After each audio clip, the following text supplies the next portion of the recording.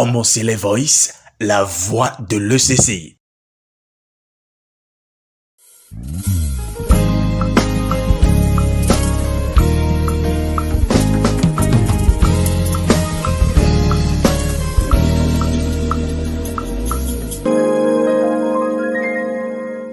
Il y a, selon les Écritures, il y a différents temps dans la vie. Et dans la communauté chrétienne, comme nous l'enseignent les Écritures, chaque chose a un temps. C'est vrai que le révérend prophète, pasteur fondateur, a tiré sa révérence depuis 1985. A bien compté, ça fait 40 ans aujourd'hui que l'Église est rentrée dans un tourment de division, un tourment de succession, une guerre incontrôlée de leadership. Mais il y a un temps pour cette division et un temps pour s'asseoir et colmater les brèches. 40 ans d'errement dans le désert pour le peuple d'Israël, 40 ans de division et d'incompréhension pour le peuple de l'Église du christianisme céleste. C'est bientôt la fin par la grâce de notre Seigneur Dieu. Contre toute attente, on était dans nos errements. Des autoproclamations de révérends pasteurs surgissent à gauche, à droite, à l'est comme à l'ouest, dans tous les pays où l'Église est implantée. Des révérends pasteurs autoproclamés surgissent tous les jours. Et contre toute attente, l'Éternel Dieu a choisi d'utiliser un homme qui, allons-nous dire, n'est pas de l'Église, mais que Dieu a retenu pour restaurer son Église. Il s'agit de notre chef de l'État, le président de la République du Bénin, son Excellence Patrice Guillaume Athanase Talon. Donc, le chef de l'État du Bénin a réuni à son cabinet le jeudi 20 février 2025, c'est-à-dire le jeudi passé, les dignitaires, disons les hauts dignitaires de l'Église du christianisme céleste, tant au Bénin, le siège, tant au Nigeria et en Côte d'Ivoire. Et le jeudi à 10h, ces trois délégations se sont retrouvées dans son cabinet au Palais de la République. L'audience, après l'avoir écouté, les différentes délégations ont pris des engagements au nom de tout le peuple céleste pour que réellement la mission qu'on lui a confiée soit accomplie. Vous auriez certainement vu des images circuler, suivies des commentaires. Mais ici, le révérend pasteur a souhaité qu'on vous dise de quoi il en a été. Et c'est pourquoi un communiqué conjoint, signé par les trois chefs de délégation, a été élaboré et c'est ce communiqué qu'on veut vous présenter. À sortir de la rencontre du chef de l'État avec les hauts dignitaires de l'Église du christianisme céleste, sur son initiative, le chef de l'État, son Excellence, M. Patrice Guillaume Athanase Talon, a reçu en audience les premiers responsables de l'Église du christianisme céleste au Bénin, au Nigeria et en Côte d'Ivoire ce jeudi 20 février 2025 au cabinet présidentiel. Les différentes délégations sont respectivement conduites par le révérend pasteur Emmanuel M.F. Oshofa du Nigeria, le révérend pasteur Bennett à Point Adéogun du Bénin, et le chef du diocèse de Côte d'Ivoire, le vénérable suprême évangéliste Justin Kapoin Aka.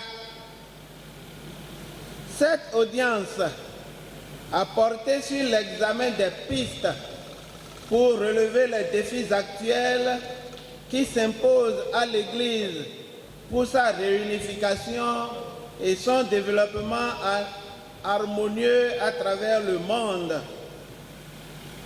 Dans son intervention en début de séance, après avoir remercié toutes les délégations qui ont répondu à son invitation, le chef de l'État a salué la mémoire du révérend prophète pasteur fondateur Samuel Biléou Joseph Oshofa, digne fils du Bénin, qui a reçu la révélation divine de fonder cette église d'origine africaine, née le 29 septembre 1947 à Porto Novo, au Dahomey, actuel Bénin, et qui s'est répandue dans les pays comme le Nigeria, la Côte d'Ivoire, le Togo, le Ghana et autres, et étendue à plusieurs continents, notamment en Europe, la France, Royaume-Uni, Allemagne, Italie et autres, en Amérique, aux États-Unis, Canada, Brésil, etc. Après avoir exprimé toute sa fierté pour cette église née en Afrique, noire et répandue dans le monde entier, le chef de l'État se sent céleste en se mettant en mission pour sa réorganisation et sa gouvernance mondiale en vue de restaurer l'image de son siège et de son pèlerinage pour le bien-être spirituel et économique de toute la population de son pays, le Bénin. Toutes les délégations se sont engagées à se mettre à sa disposition et à œuvrer pour l'aboutissement de ce processus d'unification et de revalorisation de l'Église du christianisme céleste qu'il s'engage à conduire en personne. L'Église est éternelle, mais ses dirigeants sont mortels et passagers, a-t-il dit, avant de solliciter la mise en place d'un comité restreint de 8 membres, présidé par son Excellence Patrice Talon, président de la République du Bénin, pour l'élaboration d'une feuille de route. Ce comité est composé de 3 représentants du Bénin, qui sont Jean Senou Kokoye, Marcelin Zanou et Gabriel Soumaho. 3 représentants du Nigeria, qui sont André Amoussou, Olatosho Oshofa et Rodrigue Tchabi. 2 représentants de la Côte d'Ivoire, Justin Kwame Aka et Hyacinthe Sarah Soro. Le rendez-vous est donc pris dans un mois pour le démarrage des travaux du dit comité. Ensemble, armons-nous de prières et d'intentions pour la réalisation de ce vœu pieux, très cher au chef de l'État et souhaité par tous les fidèles de l'Église du christianisme céleste. Que le Dieu du révérend prophète pasteur fondateur Samuel Biléou Joseph Oshofa reste au contrôle de l'initiative du chef de l'État pour la restauration de l'image de notre Église venue des cieux. Les 3 chefs de délégation ont signé sur le site de Tchakou. Nous voulons faire comprendre que le site de Tchakou n'est pas que la construction d'une cathédrale. Le site a plusieurs compartiments, notamment, il y a un complexe que nous baptisons le foyer SBJ Oshofa, composé de 13 modules. Il y a le jardin de prière, il y a un site agro-piscicole, il y a un fonds baptismal, il y a la cathédrale bien sûr, et il y a beaucoup d'autres infrastructures, notamment la représentation des différents diocèses où l'Église est implantée. Actuellement, le domaine avoisine les 10 hectares, mais de nouvelles acquisitions continuent d'être faites. Pour ce qui est réalisé, quand on revient à la cathédrale, nous sommes à 75% des travaux de grosses œuvres. Il ne reste que la couverture de la partie dôme. Et sur ce point, des travaux sont en cours à l'atelier. Puisque c'est des travaux de charpente, il y a une bonne partie qui est en cours à l'atelier. Et on ne pouvait pas amorcer ces travaux sur le site tant que la masse financière nécessaire pour couvrir tant côté maçonnerie que côté charpente métallique n'est pas mobilisée. Il faut de grands sous. Il faut environ 130 millions pour que cette partie soit réalisée en bloc.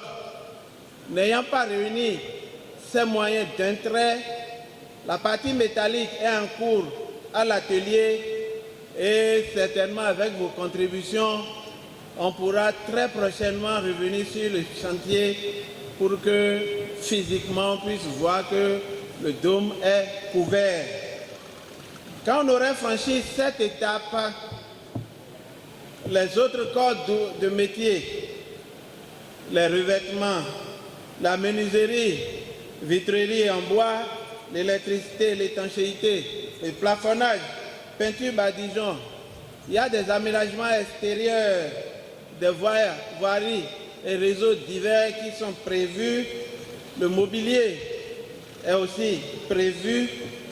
Quand on aurait fini la partie dôme, une étude est actuellement lancée depuis 3 mois pour moderniser les corps qui restent en instance, notamment tous les corps d'ouvrage qui rentrent dans la finition.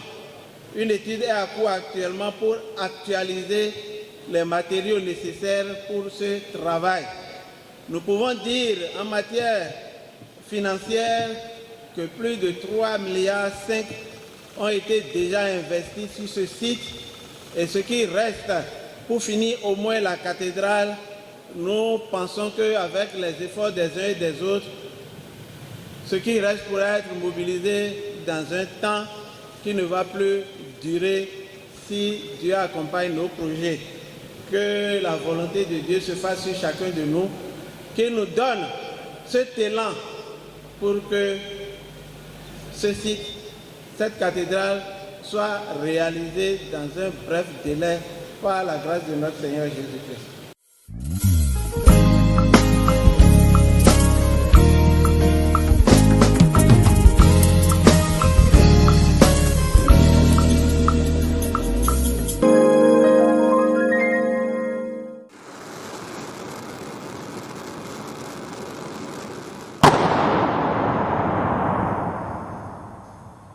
Homo Voice, la voix de l'ECCI.